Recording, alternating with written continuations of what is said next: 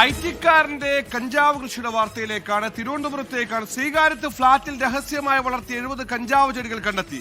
ഹരിയാന സ്വദേശി ഐ.ടി ജീവനക്കാരൻ വിശാൽ പിടിയിലായി. ഷഫീദ് റാവുത്തർ തിരുവനന്തപുരത്ത് ചെയ്തു. ഷഫീദ്, ഫ്ളാറ്റിനുള്ളിൽ ഒരു വൻ കഞ്ചാവ് കൃഷി, ഒരു ചെറു കഞ്ചാവ് തോട്ടം തന്നെയാണ് ഇയാൾ ഉണ്ടാക്കിയെടുത്തിരിക്കുന്നത്.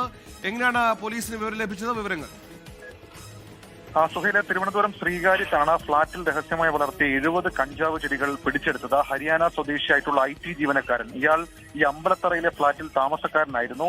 ഹരിയാന ചർക്കിദത്രി ജില്ലയിലെ സ്വദേശിയായിട്ടുള്ള വിശാൽ 26 വയസ്സുകാരനാണ് പിടിയിലായത്. ഇയാൾ ടെക്നോ പാർക്കിൽ ഐ.ടി കമ്പനിയിലെ മാനേജറാണ്. രഹസ്യവിവരത്തിന്റെ അടിസ്ഥാനത്തിൽ ശ്രീകാര്യം പോലീസ് നടത്തിയ തെരച്ചിലാണ് ഇയാൾ കുടുങ്ങിയത്. സ്വകാര്യ ഫ്ളാറ്റിലെ 17ാമത്തെ നിലയിലായിരുന്നു ഇയാൾ താമസിച്ചു വന്നിരുന്നത്. മാത്രവുമല്ല, ഈ ചെടിച്ചട്ടികളിലും അതേപോലെ മുട്ട വരുന്ന പേപ്പർ ട്രെയിലുമാണ് ഇയാൾ ഈ കഞ്ചാവ് ചെടികൾ വളർത്തിയിരുന്നത്. ഏറ്റവും വലിയ കഞ്ചാവ് ചെടിക്ക് 30 സെന്റിമീറ്റർ വളർച്ചയുണ്ട്.